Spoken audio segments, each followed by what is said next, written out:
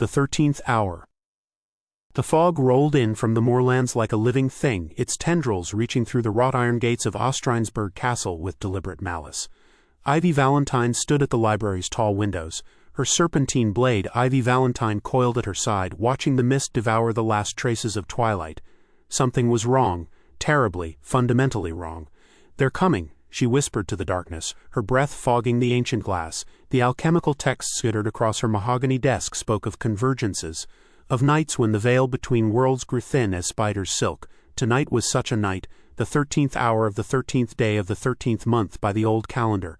She had felt their presence for weeks now, a persistent itch at the edges of her consciousness, like thorns beneath the skin. A laugh echoed through the castle's corridors, not her laugh but something that wore laughter like a mask. Ivy's grip tightened on her weapon's hilt, the familiar weight both comfort and warning. She had inherited more than her father's estate, she had inherited his enemies. "Isabella Valentine," a voice called from the shadows, honeyed and poisonous. "How lovely to finally meet you face to face." Three figures materialized from the fog that had somehow seeped through stone walls and locked doors. They were beautiful in the way that dangerous things often are. A spider's web heavy with dew, a flame dancing on oil, a blade's edge catching moonlight. The leader, a woman with silver hair that moved like liquid mercury, smiled with too many teeth. "Morgantha," Ivy said, recognizing the name from her father's journals. "I wondered when you'd crawl out of whatever hole you've been hiding in." Such harsh words for an old family friend. Morgantha's companions flanked her, one whose skin seemed to shift between shadow and flesh, another whose eyes held the depth of drowning pools. "Your father was far more hospitable. My father is dead." The blade in Ivy's hand began to glow with eldritch energy, casting dancing shadows on the library walls. "Thanks to your kind, death is such a limiting concept, don't you think?" The shadow woman spoke, her voice like rustling leaves. "We prefer to think of it as a change of state. Your father understood that eventually." Ivy's blood ran cold. "Explain yourself, Seraph." "Oh, you know me." Seraph clapped her hands together with childlike delight.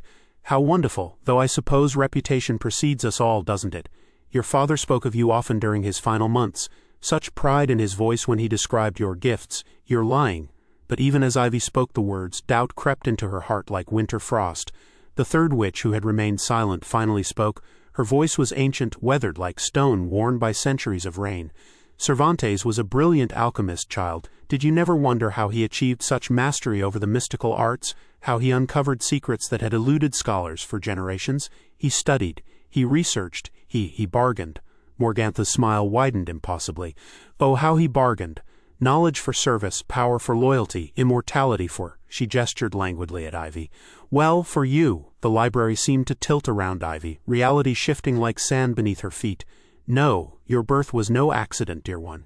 Every ritual he performed, every demon he summoned, every soul he traded, all to ensure you would be born with the power we needed. You are our 13th sister, Ivy Valentine. You always have been." Ivy's blade lashed out with serpentine fury, but it passed through Morgantha like mist. The witch's laughter echoed from everywhere and nowhere. "Such fire, your father had that same spirit when he was young. Before he learned that some bargains cannot be broken, some debts must always be paid." "I owe you nothing," Ivy snarled, but her voice cracked with uncertainty. "Don't you?" Seraph tilted her head, studying Ivy like a fascinating specimen. "Every spell you cast, every enchantment you weave, every drop of mystical energy that flows through your veins, where do you think it comes from? Who do you think pays the price?" Images flashed through Ivy's mind, memories that weren't quite her own, of ritual circles drawn in salt and blood, of whispered incantations in languages that predated civilization, of a man she had thought was her father kneeling before a coven of 13 witches and offering everything he had, everything he was, everything he could ever be. "The power was never yours to keep," the ancient witch said gently, almost kindly. "It was borrowed against a future payment. That payment comes due tonight." "You want my magic." Ivy's voice was steady now, coldly analytical. "That's what this is about." "Oh, my dear child." Morgantha's form solidified, becoming fully present in the room. "We don't want to take your magic. We want to complete the circle. 13 witches, 13 sources of power, 13 aspects of the divine feminine mysteries. You were made to be one of us.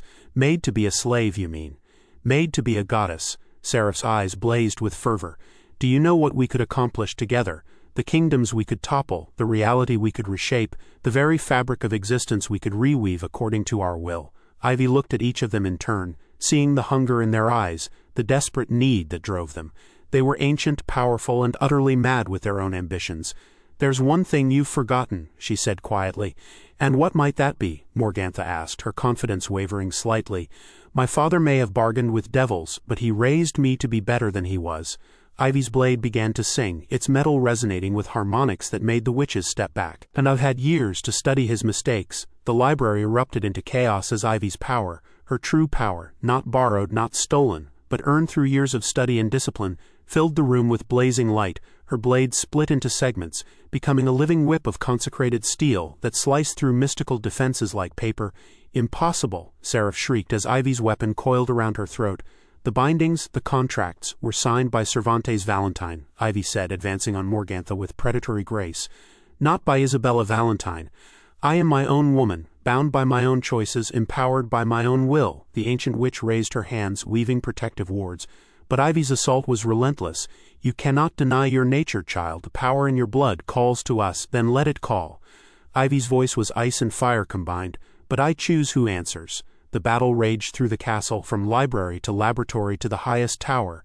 The witches were skilled, their magic honed by centuries of practice, but they had made a crucial error. They had expected to face Cervantes Valentine's daughter, broken by grief, weakened by self-doubt, vulnerable to manipulation. Instead, they faced Isabella Valentine, alchemist and warrior, who had spent years preparing for this very confrontation. In the end, it was not strength that won the battle, but understanding. As dawn broke over the moorlands, Ivy stood alone in her father's ritual chamber, surrounded by the scattered remnants of 3 ancient witches who had finally learned the price of their hubris. The contracts they had spoken of lay in ashes at her feet. Her father had indeed made bargains, but he had also made preparations. Hidden within the very spells that had given Ivy her power were safeguards, protections, ways to break free from the chains he had forged. "Forgive me, daughter," she whispered, reading his final letter in the morning light. "I gave you a terrible burden, but I also gave you the means to cast it off. You are free to choose your own path. Choose wisely." Ivy Valentine walked to the window and looked out at the world beyond her castle walls.